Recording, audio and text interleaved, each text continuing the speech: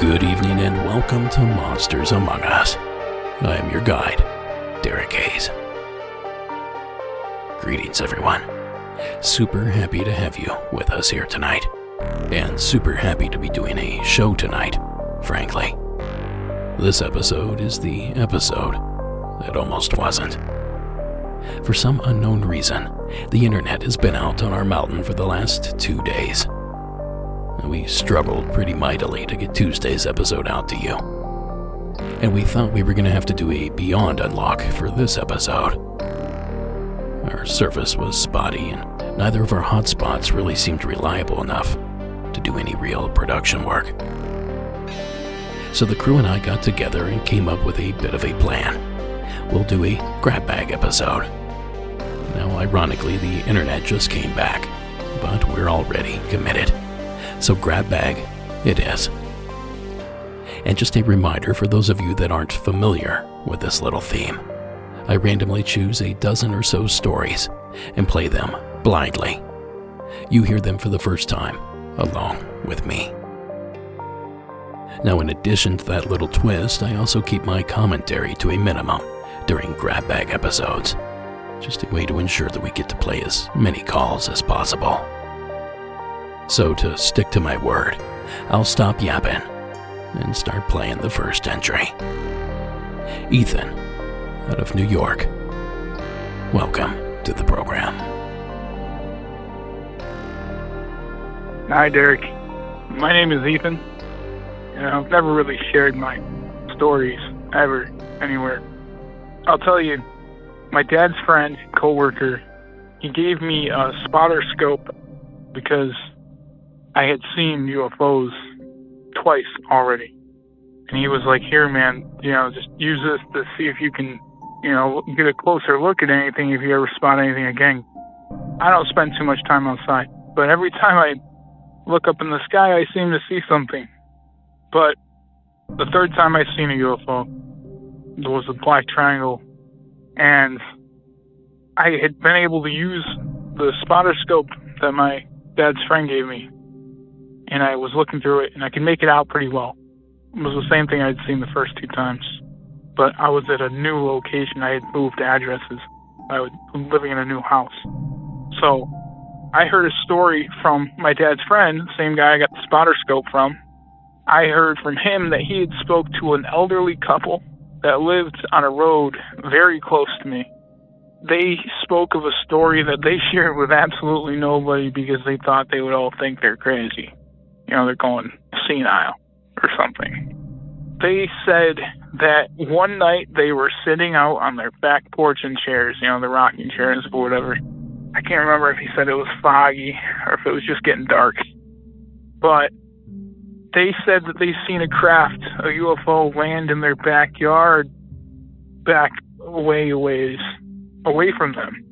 And they seen a walkway, open up from the craft. And they seen these 2 beings walk out holding hands. Or 2 or 3, I can't remember what he said exactly. But they weren't human, is what this elderly man had told my dad's friend. They weren't human. They looked like classic little crays. They were pretty freaked out about it. And then this being spotted them. They seen each other.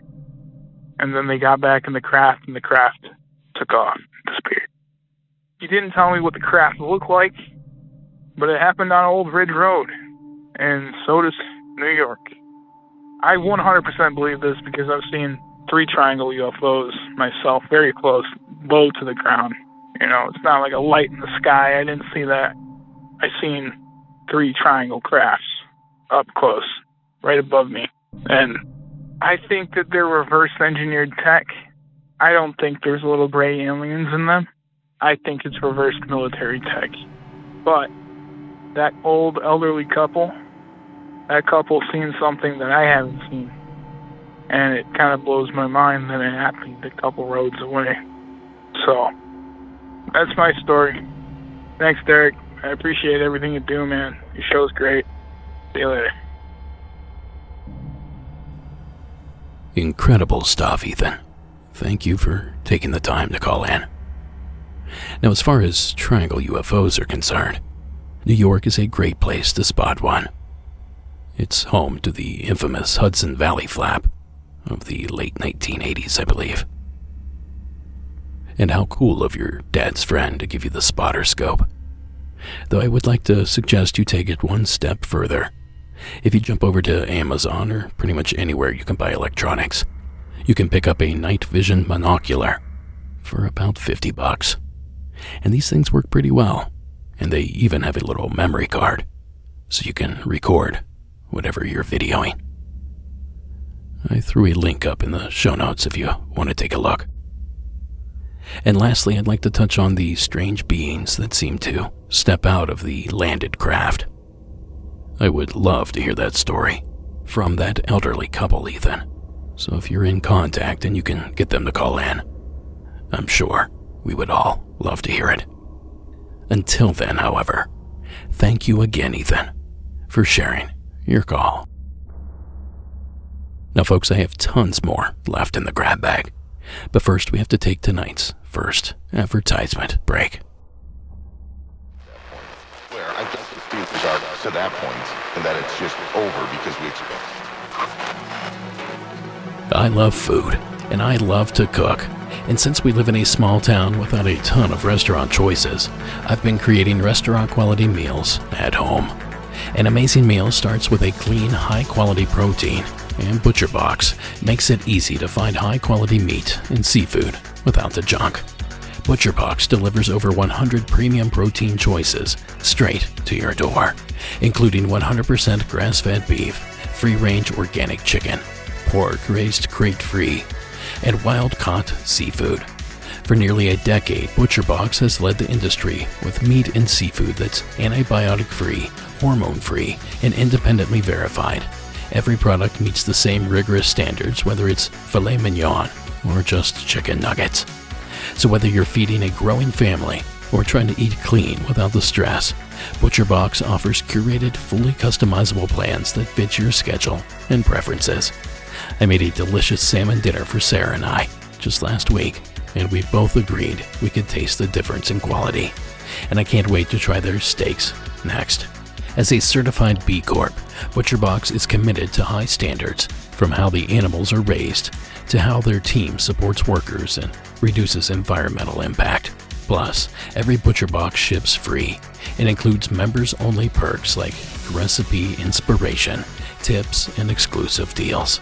As an exclusive offer, our listeners can get free protein in every box for a year, plus $20 off your first box when you go to butcherbox.com/MAU. That's butcherbox.com/MAU to get this limited time offer and free shipping. Again, that's butcherbox.com/MAU. And don't forget to use our link so they know that we sent you. Together, that's what we must do. Use everything to your advantage. Now, if you would, please welcome Aunt Liza, all the way from Oklahoma. Hi, Derek. This is Aunt Liza calling from the Panhandle of Oklahoma, and I have a story for when my kids were younger. We used to go to a lot of thrift shops, and I found some paranormal books, kind of like an encyclopedia, really. There were 3 of them. One was like on Bigfoot, one was witchcraft, and, just spooky stuff. So, I thought, that'll be neat to pick up. So I pick them up and I bring them back home, and I opened one of the books and kind of looked at them, and I put them in my kids' room. Well, both of my boys were very young. They were still in grade school, and they shared a room. So one night after we picked these books up, they had turned the lights out and they were telling each other good night. And then they heard a man's voice say, "Good night, boys." And they told me about it the next day. I got the books out of the house. I called our priest. He came over and blessed the house, blessed their room, and put rosaries under their pillow. And I never picked up a book like that again from the thrift shop. If anybody ever has anything in their house or has a problem, call a priest. It doesn't matter if you're Catholic or not. They would love to come to your house and bless your house for you. So anyway, that is my story. Thanks for letting me share my story. Talk to you later. Bye. Thank you, Aunt Liza. I love a good paranormal find. And old bookstores are the best. But maybe not if you bring a spirit back with you, I suppose. But if you still have those books, Liza, I would be happy to take them off your hands. I ain't afraid of no ghosts.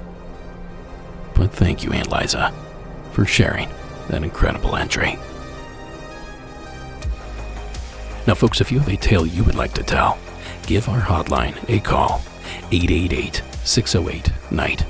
That's 888-608-NIGHT.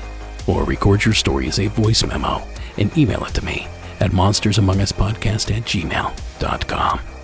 And don't forget the rules. True stories only. Call from a quiet place. 1 story per call. 1 call per story. And if you need more time, just call back and pick up where you left off. And most importantly, have fun with it. And folks, it's officially that time of the season. I need your hometown legend calls. Paranormal stories from your hometown. Wives' tales about your area. Spooky legends surrounding your old stomping grounds. Whatever you've got, send it on in. And don't forget to mention the words hometown legend early in your call so I can more easily find your entry. Now, let's dig deep into this grab bag and pull out tonight's next caller. Hammer from Canada. Welcome back to the show.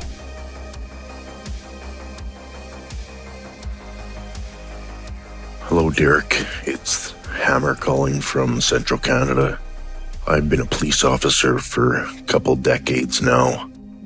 One time, I guess it's regular for the fire department or whoever to call the police to breach a door if they can't get in, kind of thing. So anyways, as this story goes, fire was called because there was a carbon monoxide alarm going off inside someone's apartment building.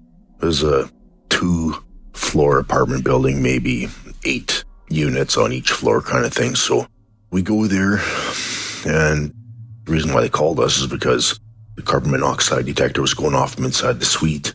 They had the maintenance person crack open the door, and they found it was latched from the inside with one of those kind of, it's like a chain, but it's a, I don't know, metal bar or whatever. So we go there. They couldn't get in. They said they stuck their portable carbon monoxide detector into the room with their arm kind of thing, into the apartment. And it was reading absolutely 0 for carbon monoxide. So they couldn't figure out why the alarm was going off. But obviously there was someone in there. They weren't responding, and they needed to get in to check for people's safety. So I go there. My sergeant shows up as well. We breach the door. Obviously, maybe it's not obvious, but there was a corpse inside the room. That's why no one was answering. The person was deceased. So we go in there. From what I recall, it was nothing suspicious or anything.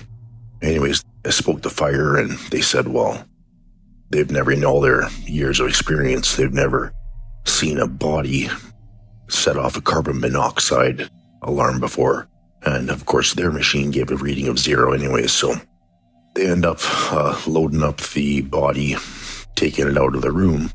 And myself and my sergeant were still there, along with fire, along with the maintenance person. And as soon as we got into the hallway, there was a fire detector in the common hallway right above the body, and the fire alarm went off, which I thought was kind of strange too. Now it's set off 2 different type of alarms.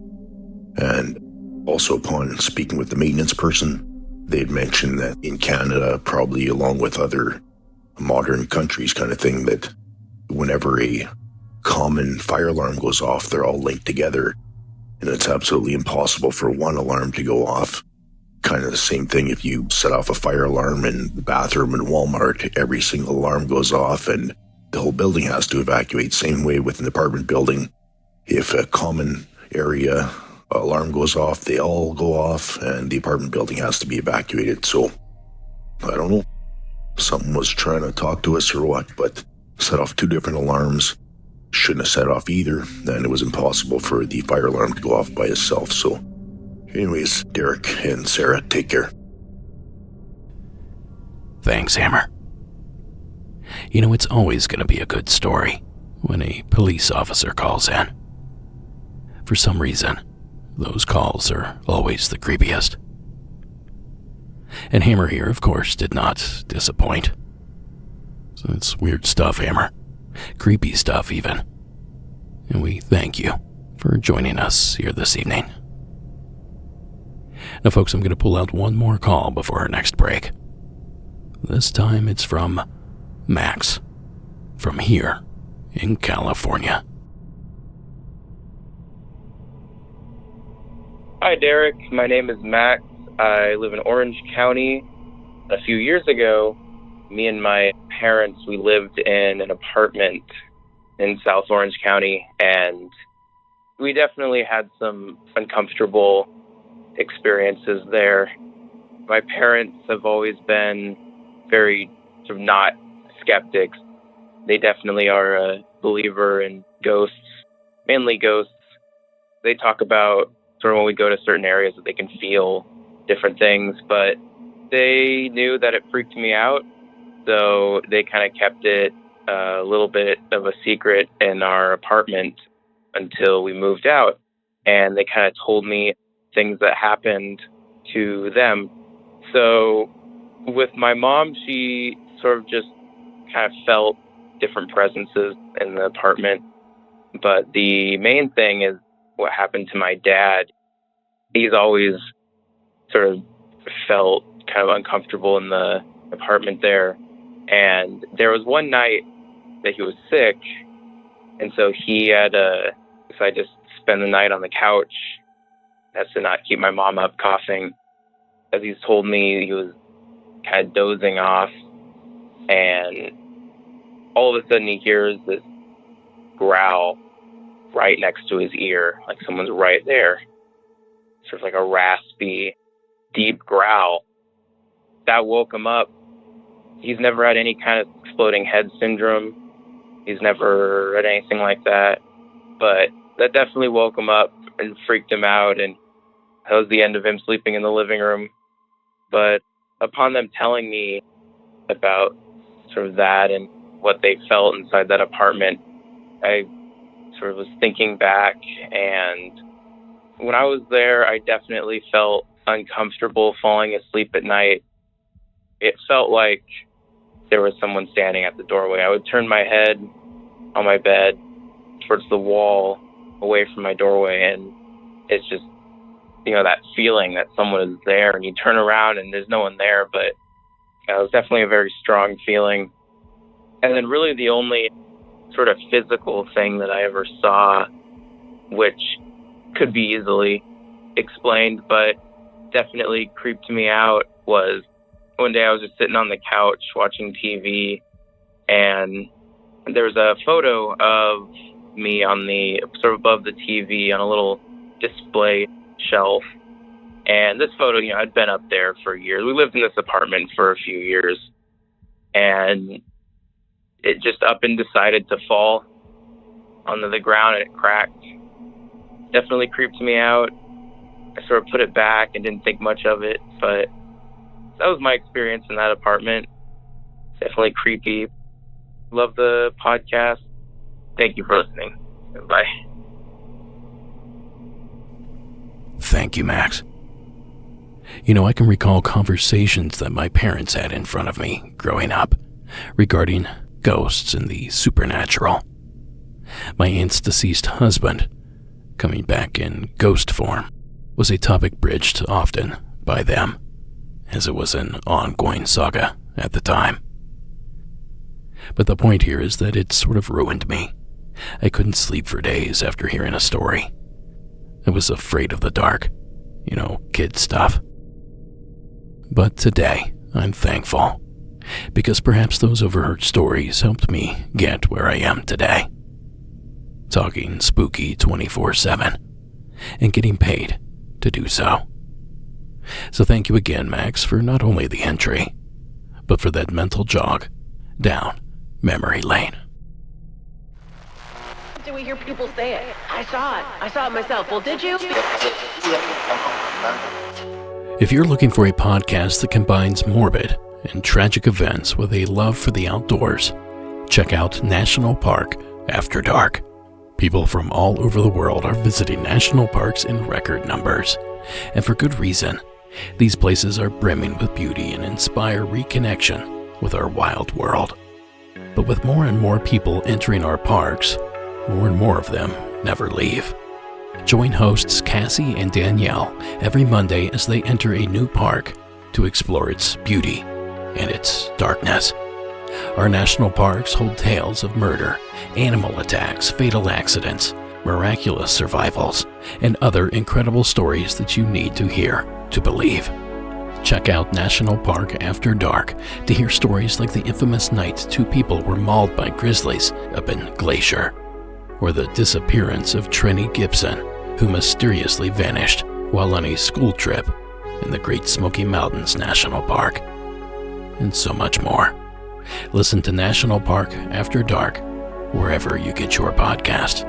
And remember to enjoy the view, but watch your back. Of one of New York's, maybe New York's longest member, I'm not sure. Now for this next entry, we stay in the state of California, but this time we venture out to the desert. Please welcome Eric back to the program.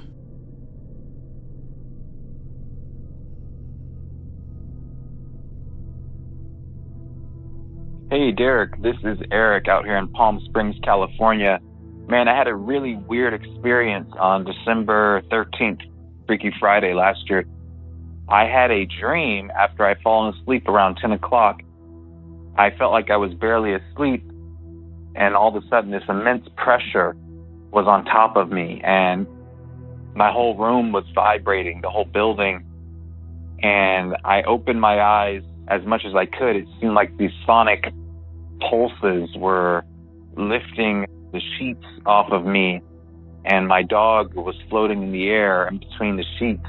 Everything layered, how we were just sleeping with gravity, but then it was like we were in like an anti-gravity field, and I just started screaming, "Get off of me." I said, "Get off of me, get off of me." And I said, "In the name of Jesus." And right when I said that, I fell back onto the bed, and my dog did too. Like everything, the pressure got off of me, and we went back to normal gravity. And I closed my eyes, and I woke up around 2 a.m. That was very odd to me because I felt like, I was like, oh, that was a dream. But I didn't feel like I went back to sleep. I don't know. It was just very strange. It was like time skipped from 10 o'clock till 2 a.m. And after 2 a.m., I had gone back to sleep around like 4 a.m.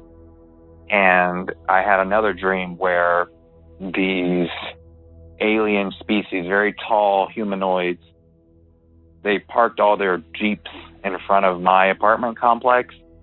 And so I had to go next door.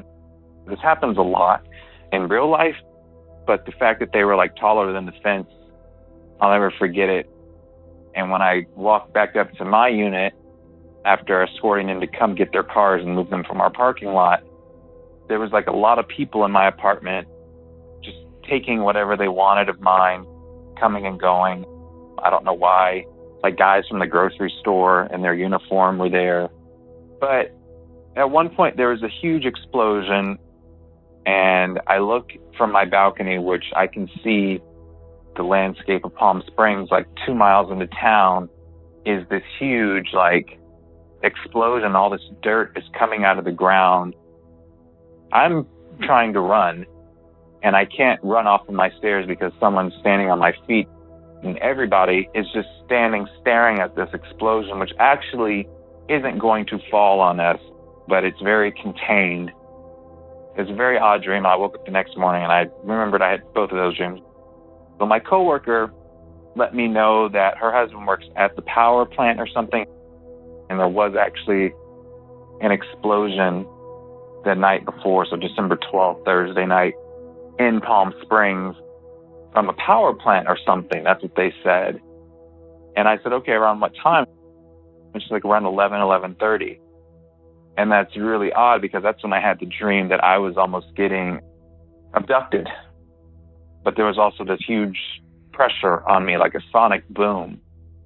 And the only thing that stopped it was calling out the name of Jesus and fighting and just staying strong. So later that day, it was weird because my car battery went out while it was at work. The battery power in my car just like went out. My car died, and for no reason. And it was odd because when I went back to sleep after the first dream with almost the near abduction, there was a bright flash of light. And my neighbor, she told me that she experienced a bright flash of light when she was at work, and everybody froze and there was no dial tone. So something happened here in Palm Springs on Freaky Friday last year, and I really appreciate what you do. I love this medium that you're utilizing. I love the podcast. Thank you. All right, peace. Thank you, Eric. Well, what do you think here, folks? Alien abduction, a time slip of some sort, a ghostly experience, or was it simply just sleep paralysis? Or maybe a bad dream? Whatever it was super weird. And I love me some Palm Springs. It's certainly a strange place. So thank you again, Eric, for keeping that magic alive. Now, folks, with our next story, please welcome Dave from North Carolina. Hi, my name is Dave, and I'm only into season 4 of your podcast that was recommended by my cousin, who I share this story with. We are in North Carolina now, but originally from Pennsylvania. It was a small town called Calvin, Pennsylvania, which is near Huntington. There was a neighbor up on the hill who was an elderly gentleman named Russell, and we used to ride our bikes up the hill, and we would ride down the dirt road about a mile or so to go to the store for him. He would let us keep the change and buy what we needed. Russell lived in a simple shack, no running water, no electricity.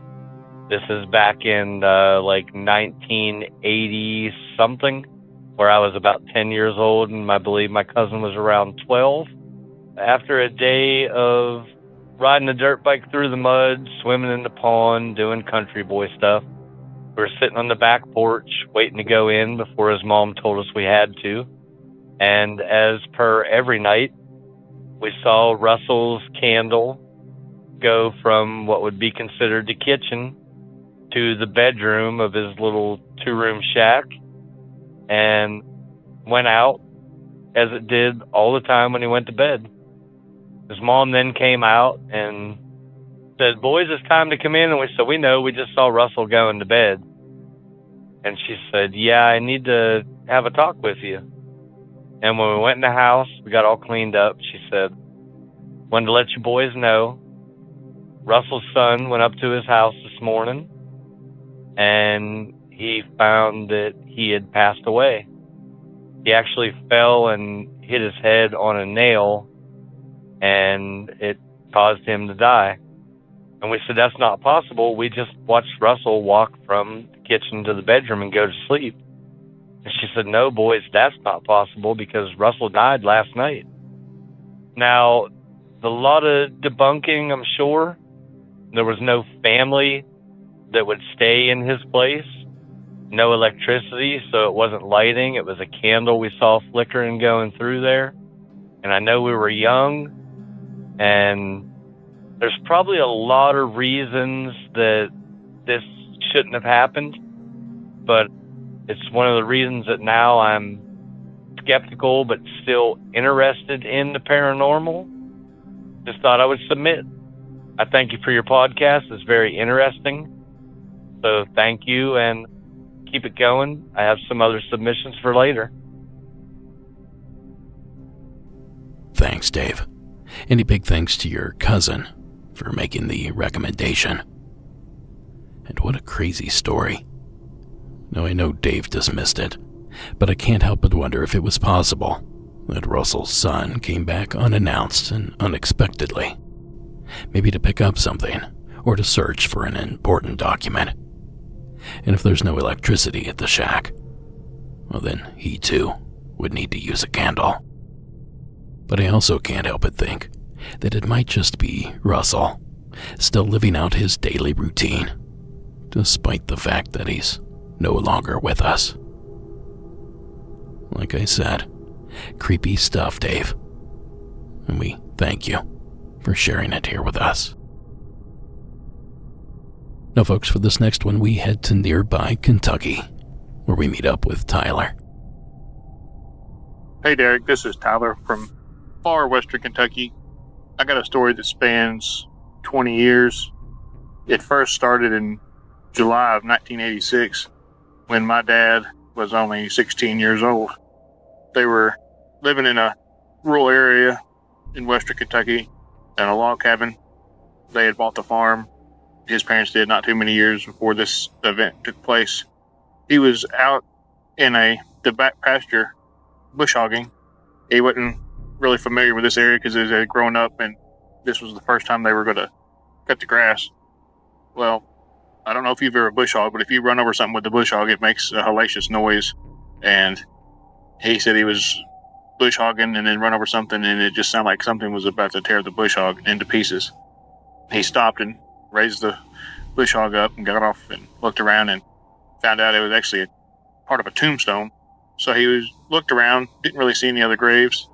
So he threw the section of the tombstone onto the tractor seat with him and finished bush hogging and didn't really think too much else about it. He brought the tractor and everything back up to the house and went inside and brought a piece of the tombstone, showed my grandmother, granddad. They were like, oh, wow, that's really interesting. We didn't know there was anything out there. Nobody's ever said anything. And I think my grandparents had lived in that area their entire life. They never had heard of any things out there, any graveyards. So this could have been just like a single grave. Well, he cleaned it up a little bit and he was able to make out the name Anna. And that's the only thing he could make out was the word Anna. So they had a tree right up next to the house that had a split V in the trunk. So he went out there and he just set the tombstone in the V of the tree and didn't think any more about it. Well, that night, they heard somebody beating on the door and they looked around, turned on all the lights, went to the door, didn't see nobody. Thought, that's kind of weird. Maybe they're playing ding dong ditch or something, some kids, even though this is a very rural area. So they went back in the house and no sooner than they shut the door, they hear it again. And they flipped around, opened the door real fast, and that tombstone was laying just outside the screen door, flat on its back. So my granddad picked up the tombstone, walked it back over to the tree, and placed it in the V of that tree. Well, the next day, my grandmother was home alone. Dad and my grandpa was out working, and she was baking. She was a big baker. She would always bake all the time. They had a family, I don't know if it was a family reunion or just some kind of get-together that evening. She had a cake made for it, and they were getting ready to leave. All of a sudden, they just heard a crash, just glass shattered everywhere.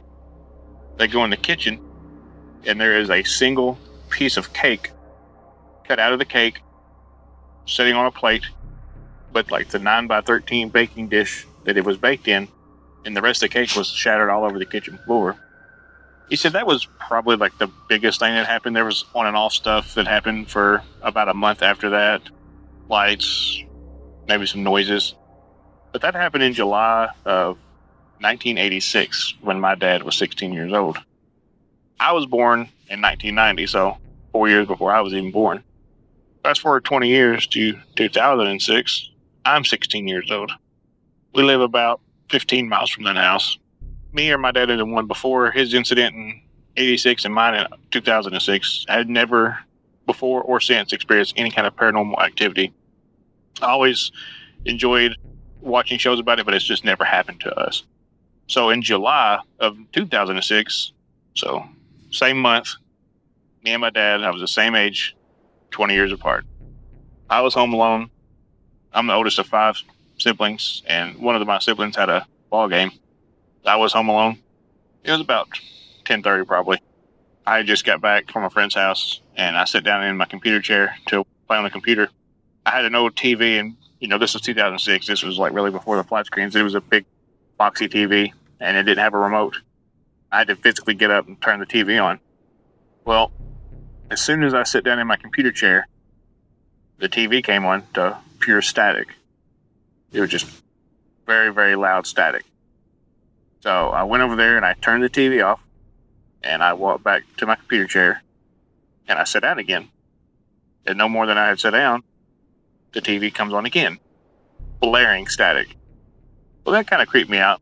So I walked over to the TV, and as soon as I pushed the power button to turn the TV off, the TV goes blank. I have my light on in my room so I can see a reflection in the screen. And the best way I can describe it is like off Signs, when they see the reflection of the alien in the TV screen. I could see a dark, tall shadow silhouette standing in my doorway through the reflection of my TV. So I instantly turn around, and it's gone. As fast as I can turn around, it's gone. I don't ever actually see it with my eyes. Well, about that time, right outside my bedroom door was the bathroom. The toilet flushes. So I jump from the TV, across the corner of my bed, out the room, into the bathroom, flip the light on, nothing. At the same time, I hear a rustling in the kitchen. So it's like it's almost leading me away into this area. So I go down the hallway, I cut through the living room, and our house kind of made an L shape, and I could see the light coming from the kitchen out the kitchen door, and we had a window in the living room, and the shades were pulled, but I could see the light. Well, while I was in the living room, I see this shadow walk past, like somebody was walking in the kitchen into our pantry. Well, I knew at that point if it was anybody, they were trapped in the pantry area. So I hightail it around the kitchen into the pantry area, and there's nothing there. Nothing ever happened after that night. I just thought it was kind of weird because it was to the exact month. My dad was 16, I was 16, and 20 years apart, that paranormal stuff had happened to us. I didn't have any other experiences after that night in that house or since then, and I'm 34 now. I just thought I would share it with you. I thought it was pretty interesting, and I'd like to hear your take on it. Thank you. Thank you, Tyler. I can't help but think that maybe your dad should have put what was left of that stone back where he found it. Now, when I was a kid, there was a large farm up behind our property, and us kids would mess around back there from time to time, back in one of the pastures. And one time we found a busted-up tombstone sitting beneath a tree. And we debated taking the pieces back and putting it back together. But after hearing what Tyler and his family endured, I'm real glad that we didn't touch it. Now, thank you again, Tyler, for taking the time to share. And by the way, if you don't know what a brush hog is, or a bush hog, it's a 4-foot by 4-foot mowing apparatus that is towed behind a tractor. It's a large, noisy piece of equipment. Now, folks, it's time for another quick ad break, but I'll be right back with more grab bag action. Don't touch that dial. Into the season humans. I repeat. Go away for what you believe is going to make you successful. Just as heartbreaking as the betrayal of a hypocrite. All right, folks, for this next entry, we head to the state of Arkansas. Please welcome Jay to the show. Hey, this is Jay from the Ozarks. I wanted to tell you a story about when I was a computer technician back in the mid-90s in a small southern city. I got a phone call to go to a client that I'd been to a few times before. He was a museum consultant.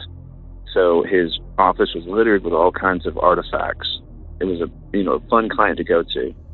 But he said he had a new office in downtown.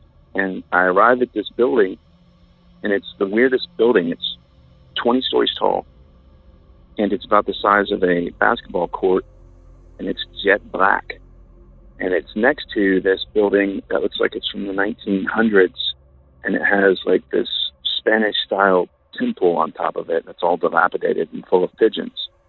So I go in this black pencil-shaped skyscraper, and there's no names on any of the floors. I get in the elevator, and it goes from 1 to 12 to 20, and all the other floors are empty. He's up on 20, so I go up and work on his computer, and across from the windows is this dilapidated temple on top of this old building. And, it is just the creepiest setting ever. The sun is going down, it's twilight in the city, and I finish up, and I decide I want to take the stairs and figure out what's going on with all these missing floors on the elevator. I find a door that's open, and I go into this weird old suite of offices that takes up all of these floors in the middle of this narrow building. And they look like something from the 1960s, from like a 1960s sci-fi movie. The desks look like wings. There are these weird old phone systems that look really expensive and complicated. And in the middle of it is this spiral staircase that goes down through the building to this landing with this really cool-looking desk. If you told me this was the headquarters of the Avengers in 1967 or something, this would fit totally. Bizarre. There's no names on anything. You can't tell what it was. Obviously, it's all empty except for desks. So I leave and, just kind of file it away as a cool urban adventure. Fast forward about 2 weeks, I'm on a date with my girlfriend. Both of us, we don't have our own place. We both live with our parents. And so I thought, this would be a cool thing to show her. I go back there, and that building is not there. Neither is the weird building with the temple on top of it. And I just think, I'm turned around. It's 1996. There's no satellite navigation or anything. I think, obviously I just can't find it. And I always kind of look for that building. I can never find it. So fast forward about a year, and I get a call from this client again, and he's at a different location. I go, the client looks completely different. He says he's never been in the skyscraper, never been downtown.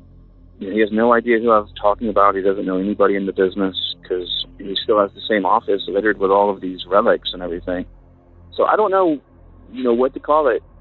It's always stuck out in my mind that it was a really unsettling experience. It's kind of hard to put into words how creepy this guy was, this dilapidated temple, this weird blacked out skyscraper with the missing floors and the empty rooms, and then it not being there. Anyway, that's the story. I've held on to it. You're the first person I've ever told. It has so creeped me out that I've been afraid to think about it, literally. And it sounds silly, but it's like the more I thought about it, this weird thing that doesn't fit, I thought, it would bring more weird things into my life. Anyway, love the show, love the stories. Take it easy. Thank you, Jay, for the mystery. Now, both myself and my editor, Connor, spent a considerable amount of time trying to track this building down with zero success, which is kind of weird because I think Jay gave plenty of clues. We should have found it. But as he said, the building disappeared, so maybe that's why it's remained so elusive. An amazing entry, Jay. Thank you again for ringing in. Now, by the way, if any of you listening happens to know where this building is, by all means, please let us know. Now, if you would, please join us in Indiana, where we meet with Michelle for this next entry. Hi, this is Michelle calling from Indianapolis. This is actually something related to my mother's death. My father went to visit my mother in the hospital the Friday before she passed away. And, he saw her and he prayed over her and, he was kind of crying. They've been divorced for many, many years, but, he still very much cared for my mother. And anyway, he went back home that night, and the next day, on Saturday, he came and visited me out of the blue.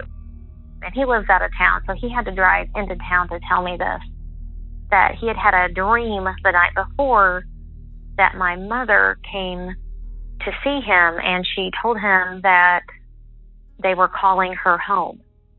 So in his mind, this was before she passed away, that was a sign that she was going to die, and he wanted to come and tell me about it. And of course, I didn't believe him. I was like, Dad, that was just a dream. I know one time you had a dream about one of my sisters getting in a car accident. That never happened. This was just a dream. And he was like, no, it was really her. It was her voice. And probably 8-9 hours later, she was gone. I got that phone call. I had to go to the hospital, and she was passing. I just wanted to share that. I love your podcast, and I wish you well. Have a good day. We appreciate the call, Michelle. Incredible. And this touches on a paranormal subject I very much believe in. Contact with a loved one after death in the dream realm. I tell you, that phenomena really needs a catchy handle. But I've heard so many versions of this story, Michelle. But that never keeps them from giving me the goosebumps. Now, we're sorry for your loss, Michelle, but we thank you again for taking the time to call in. Now, folks, real quick before we push play on this next one, a reminder that you can get all sorts of Monsters Among Us merchandise over in our shop. Just visit monstersamonguspodcast.com and click the shop tab. You don't want to miss out on the brand new Halloween design by one of my favorite artists, Sam Heimer. Again, that's monstersamonguspodcast.com and click the shop tab. Now, to close things out here this evening, we venture to the East Coast. Please welcome Andrew out of Massachusetts.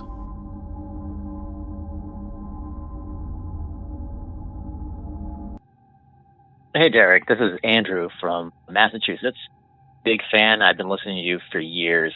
Actually discovered you through the Cryptonaut podcast.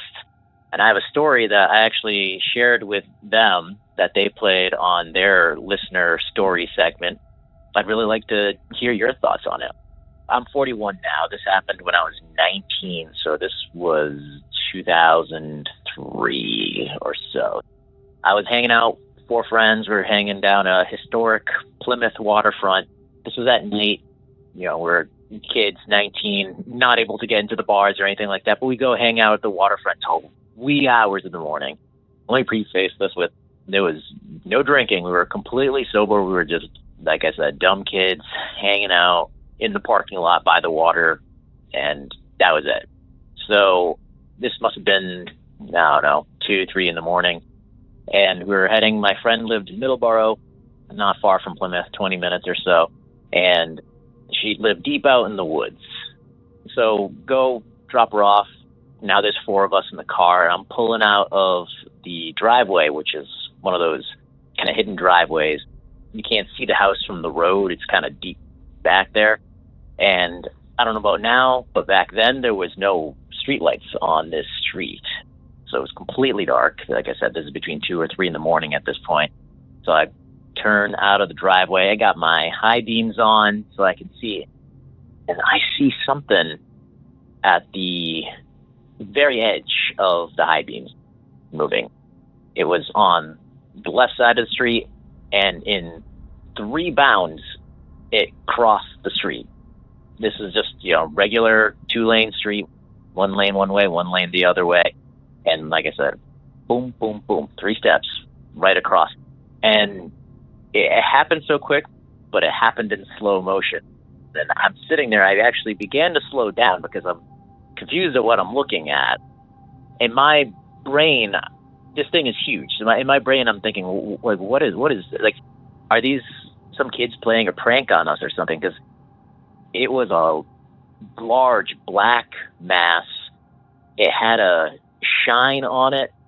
It looked like shiny fur, for lack of a better term. Not feathers, but fur. It had 2 legs, and this fur was jet black, but the legs were like gray, thin legs.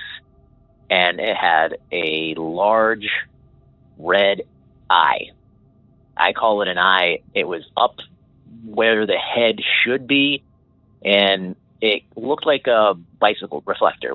When you shine a light on one of those at night, it's not internally light, but like it kind of glows. That's what it looked like. And in my brain, I'm trying to figure out what this is as I'm slowing down, as it's crossing the street. And I'm thinking, is this like a couple of kids, one on the other's shoulders, wearing a fur coat and holding a bicycle reflector? It doesn't make any sense. And as I'm slowing down and kind of like looking at this, my friend in the passenger seat leans forward and goes, "What the F is that?" And then I have 2 friends in the back seat. The friend in the back seat sticks his head between us and goes, "What the F is that?" And just like a horror movie, I was instantly hit with this overwhelming sense of dread. Like, it came out of nowhere. It went from confusion, curiosity, to just boom, dread. And I stopped slowing down. I stepped on the gas and I just gunned it, floored it. We passed the spot that had crossed into the street, and my friend in the passenger seat, he has his face plastered to the window.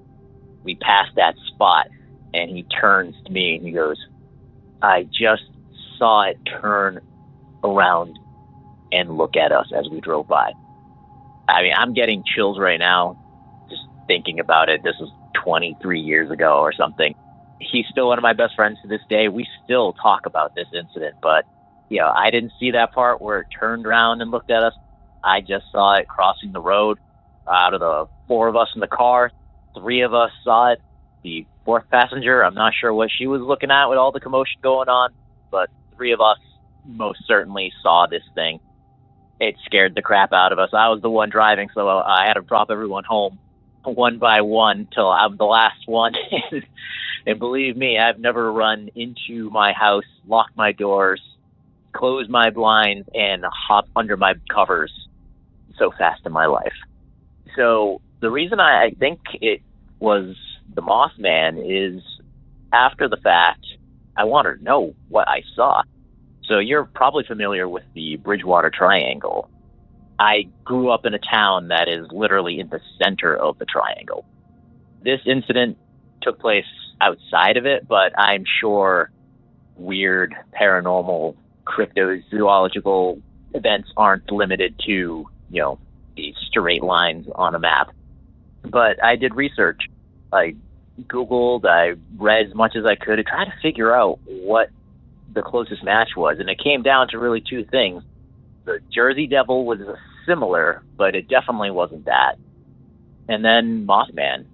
It hits almost all the notes of the Mothman.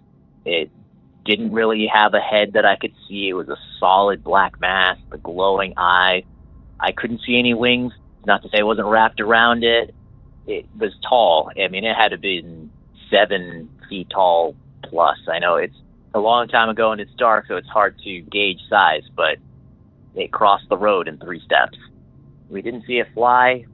But yeah, that was the closest that I've come to it. And then if you've read the Mothman prophecies, it's stated in that book, those zones of fear or dread that were associated with it. And I'm pretty sure that's what I felt. So that's my story, Derek. I love the show. My 9-year-old loves the show. He asks me to play it all the time whenever we're in the car. And keep doing what you're doing. Thanks. I love it. This is the kind of story I started the show for. I really enjoy a good monster tale. Now, as for the creature here, I don't know what that was, but given the state in which the experience occurred, I'm quick to point out a series of sightings that occurred nearly 50 years ago. In the spring of 1977, 3 separate teenagers in Dover, Massachusetts reported seeing a bizarre, pale creature with glowing orange eyes, long limbs, and a watermelon-shaped head. This strange creature was lurking along a dark wooded road and was witnessed over a course of 2 nights. The sightings describe the entity as hairless, humanoid, and eerily silent, crawling around on all 4s. Now, to this day, no one knows what the teens actually saw, but the legend of the Dover Demon continues to live on. But if Andrew said it was Mothman-esque, well, then we have to believe him. And to feel that sense of dread that helps sell the notion that the infamous Mothman was involved. But we appreciate the call regardless of what you saw, Andrew. What a way to close out this latest Grab Bag episode. And folks, that's gonna do it for this unusual little installment. A big thanks to everyone that called in here this evening, and an even bigger thanks to you, dear listener, for tuning in. Now, Monsters Among Us podcast is written and produced by me, Derek Hayes. Copyright Red Crow Media. Additional support is provided by Sarah Carter Hayes, Delaney Bowers, and Connor Ryan. All media used in this production is done so under the protection of fair use. Give us a like and follow on our social media pages, over at YouTube.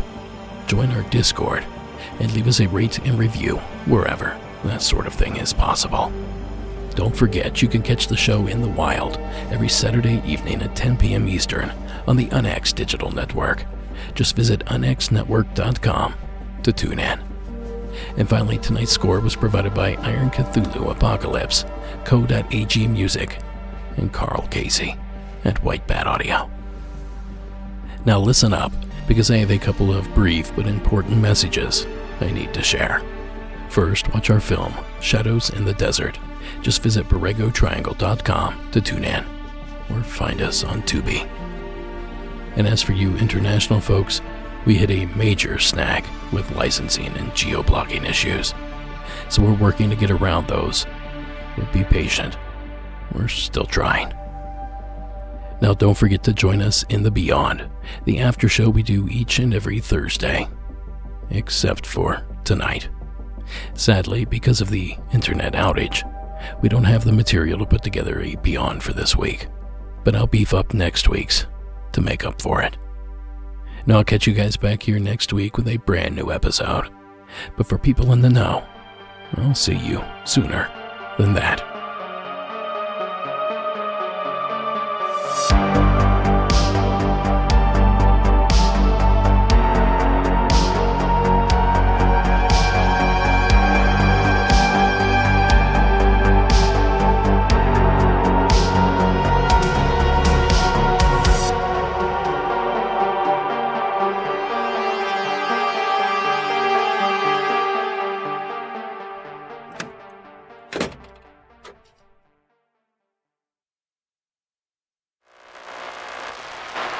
And right now, you can try. That's right, free. I just need it to be 15 too. I'm rooting for them every week. Let's go. Okay, Dimar, what's the... Tonight's secret story. I don't know what it's about, but I'm hoping that it's weird. Please welcome Anonymous from Parts Unknown to the program. Hey, Derek. I'm going to remain anonymous, but this was actually a story from my mother. This happened in eastern Jackson, Tennessee, about 1962. She was about 8 years old, and she had an older sister who was about 15 years older than her. She would often go over to her sister's house and stay for a day or two, and this is actually what happened during this instance. She had an older grandmother who lived with her and her father because her parents were divorced. I guess one time that she was staying over at her sister's house, her grandmother suddenly passed away. When she came back home to stay at her dad's house, she actually shared a room with her grandmother, and she had passed away in that room. She didn't feel comfortable sleeping in there, so she decided to sleep on the sofa in the living room. As she was laying there falling asleep, she said she peeked into the room where the door was cracked open, and she swears she saw a dark cloud go right across the opening to the doorway. She was too scared to get up and close the door, so she kind of just put the covers over her head and rolled over. She had an uneasy feeling, so she kept rolling and she couldn't fall asleep. She laid there, and even though she tried not to, she would gaze back towards the door. After a while, she noticed that she saw a cloud go up over the doorway and go across the ceiling, and it stopped right above her. She was frozen in fear and couldn't move. She stared at the cloud for a while, and then eventually it just dissipated. After that instance, she said she moved in with her sister and never went back to that house, which I actually have confirmed with my aunt. That's all. I know that it's not really particularly super scary, but I thought it was kind of creepy. I never had any paranormal experiences myself, but loved the show and wanted to contribute in some way. Thank you. I'll talk to you soon. Bye, Derek. Thank you, caller, for ringing in. Now, in the last Thursday episode, Season 19, Episode 40, we featured a similar story. It was Patrick's call about his grandmother that had passed away, and years later a strange orb was seen going from her bedroom into the bathroom. Almost identical to Anonymous's story. Except that Patrick's call was an orb and not a dark shadow. And Patrick's orb also blew out a light bulb, if I remember correctly. So I don't know. Anonymous's call just reminded me of Patrick's. You can go back and listen and decide for yourself. Now, folks, that's going to do it for this episode. But before I duck out of here, a quick correction from last week's episode. 2 of them, actually. I had accidentally said that Bud Hopkins died in 1991. It was actually 2011. I crossed some wires somewhere. And I also gave Nightwolf a hard time for not taking a picture of the Sasquatch he was throwing pears at. But I didn't realize it until after the show was released, that he said his call took place in the year 1999 or 2000 or something, well before cameras were found on cell phones. Alright folks, thank you so much for swinging by. Thanks for checking us out, and I'll catch you on Tuesday with a brand new episode.